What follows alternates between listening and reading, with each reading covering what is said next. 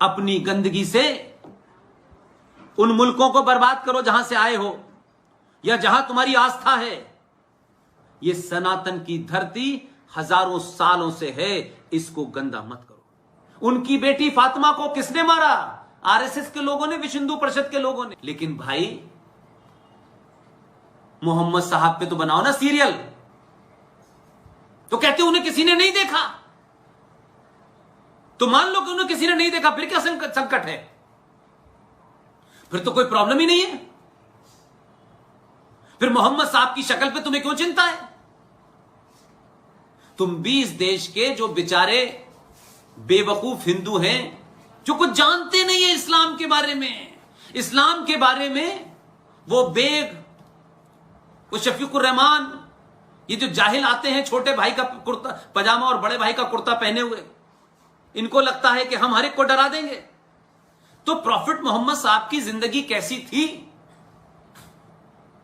क्यों शादी की, कब शादी की, उनकी बेटी कौन थी, उनका दामाद कौन था, उसके दामाद का कत्ल किसने किया मस्जिद में, उनकी बेटी फातिमा को किसने मारा? आरएसएस के लोगों ने, विश्व हिंदू परिषद के लोगों ने। ये जो कारवां लूटने की थी, ये कारवां कौन लूटता था बताओ ना, अगर हिम्मत है तो। ये कारवां का लुटेरा कौन था और उसकी सदारत कौन करता था और क़यादत किसके हाथ में थी? वो ये कौन डाकू था जो कारवां लूटता था? नाम कौन था, क्या था उसका, बताओ ना। क्यों शर्माते हो इसमें?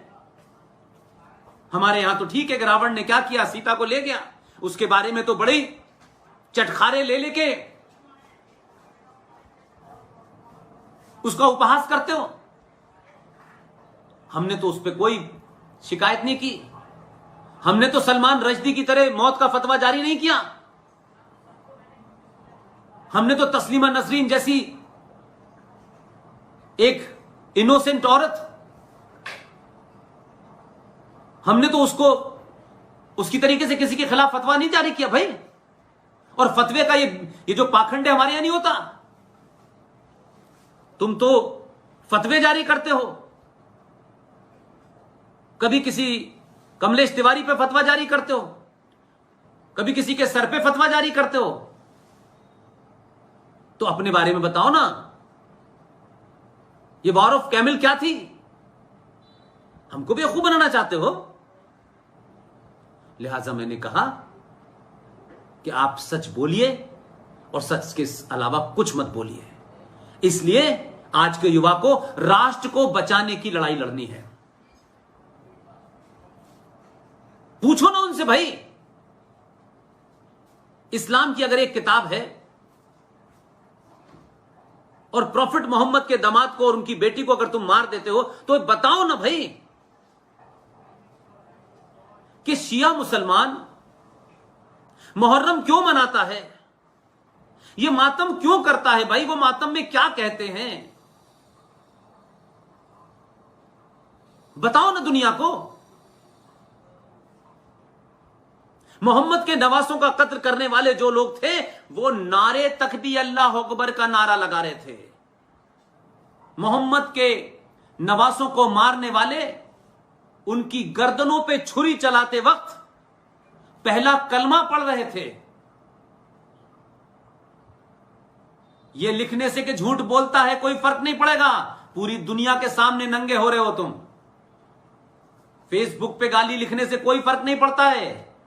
दुनिया पूछ रही है कि शाम की गलियों में नेजों के ऊपर उनके गर्दनों को टांग करके प्रॉफिट मोहम्मद के वारिसों के घरों में जो खवातीन थीं उनको बेपर्दा करके किसने घुमाया था? किसको बता रहे हो तुम शैतान? वहाबी सुन्नी आतंकवादी, आईएस के ठेकेदार, जैशे मोहम्मद बनाने वाले, मोहम्मद का गलत नाम इस्तेमाल करने वाले, लश्कर तोयबा बनाने वाले। तुम्हें जैशे मोहम्मद नाम इसलिए रखना पड़ा कि तुमको पता है कि मोहम्मद की आड़ में ही हम आतंकवाद कर सकते हैं। इसलिए अपनी गंदगी से उन मुल्कों को बर्बाद करो जहां से आए हो या जहां तुम्हारी आस्था है, ये सनातन की धरती हजारों सालों से है, इसको गंदा मत करो। ये जो आज मक्कारी का नकाब लेकर के घूम रहे हैं मुसलमान, नहीं नहीं नहीं नहीं, देखिए ऐसा नहीं, हम सब भाई भाई थे, कोई भाई भाई नहीं था। अंबेडकर को पढ़ लीजिए, जिसका आजकल मुसलमान बड़ा गुणगान कर रहे हैं। शाहीन बाग वाले बड़ा अंबेडकर की तस्वीर लेके घूम रहे हैं, अंबेडकर की किताब पढ़ लीजिए, पाकिस्तान और partition of India, page number सहित अगले कुछ दिनों में पूरी एक सीरीज चलाने वाला हूं। पूछिए अंबेडकर ने क्या कहा है। ये भाई भाई का नारा विद इन मुस्लिम कम्युनिटी है, ये उसके बाहर नहीं है। इस्लाम एक बंद खिड़की की तरह है जहां दूसरे के लिए कोई जगह नहीं है। ये मैं नहीं कह रहा, अंबेडकर की किताब कह रही है। इस्लाम और मुसलमान के बारे में उससे ज्यादा ईमानदारी से कोई लिखने वाला नहीं है। लेकिन तुम कितने मक्कार हो कि जब तुमको जरूरत पड़ी तो इस कहते हो कि भारत का संविधान बहुत महान है, जब तुमको जरूरत पड़ती है तो कहते हो नहीं, भारत के संविधान में जो यूनिफॉर्म सिविल कोड है उसे हम नहीं मानेंगे, भारत सरकार को कानून बनाना चाहिए जनसंख्या नियंत्रण के ऊपर, यह संविधान में है, 42वें संशोधन के माध्यम से 7वीं सूची में कहा गया, तो इसको नहीं मानेंगे। तो तुम्हारी सुविधा के अनुसार संविधान मानोगे, तुम्हारी सुविधा के अनुसार भारत की न्यायपालिका मानोगे, तुम अपनी सुविधा के अनुसार भारत की संसद मानोगे।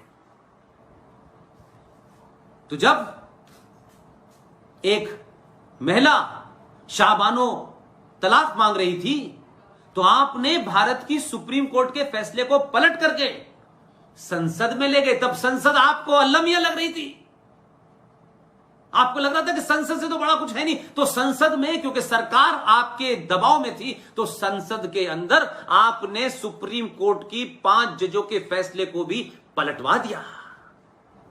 लेकिन आप कितने मक्कार हैं,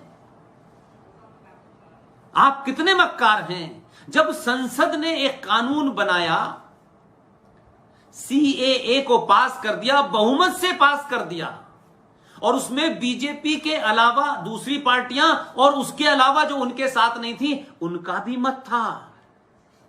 जब संसद से पास कर दिया तो कहते हैं हम संसद को नहीं मानेंगे, तो फिर हम सुप्रीम कोर्ट जाएंगे। तो सुविधा के अनुसार से सुप्रीम कोर्ट होगी, सुविधा के अनुसार से आईपीसी होगा, सुविधा के अनुसार से यह सरकार होगी। कभी न्यायपालिका को मानेंगे, कभी नहीं मानेंगे। आप किसी को नहीं मानते हैं। बेसी कड़ी आप लोग जिहादी, आतंकवादी और इस देश में गजवाए हिंद को यहां रहकर लागू करना चाहते हैं। आप कश्मीर में 5.5 लाख कश्मीरी हिंदू पंडितों के लिए नहीं रोंगे, उसके लिए कहते नहीं नहीं वो तो ऐसा था, वो वैसा था, वो दिन था, वो रात था। लेकिन अखलाक की बात जाएगी इंग्लैंड तक। ये 2020 का भारत है, ये 2020 का युवा है, ये नहीं होने देगा। इसलिए दूसरा मुद्दा मैं चाहता हूं आप उठाएं, गली गली उठाएं। और एक बात मैं आपको बता दूं, सरकार को जब आपने चुना है, सरकार 130 करोड़ लोगों को रिप्रेजेंट करती है, क्योंकि वो भारत सरकार है, किसी पार्टी की सरकार नहीं है। कोई ठेका ले ले कि ये हमारी सरकार है, वो ले ले, लेकिन ये सरकार को मैंने और आपने वोट दिया है। और ये वोट इसलिए दिया है कि आप आए, इस देश के संविधान के ही हिसाब से काम करें। कम से कम हम कोई, लिहाजा हमारा कहना क्या है, अगर संविधान को 26 साल बाद उसके बनने के, उसमें जरूरत पड़ गई थी सेकुलरिज्म थोपने की, तो भी सेकुलरिज्म की जो परिभाषा है वो गलत है।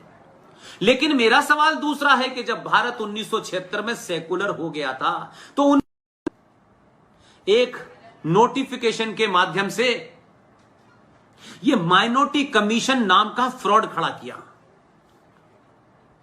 और ये माइनॉरिटी कमीशन का एक नहीं, इस फ्रॉड के ऊपर भी फ्रॉड है। जरा सोचिए, अब आपको पता चलेगा कि आप क्यों पिछड़े हुए हैं, क्यों इस देश में बहुसंख्यक होना एक शाप है, और क्यों जिहादी होना इस देश में एक फायदे का सौदा है।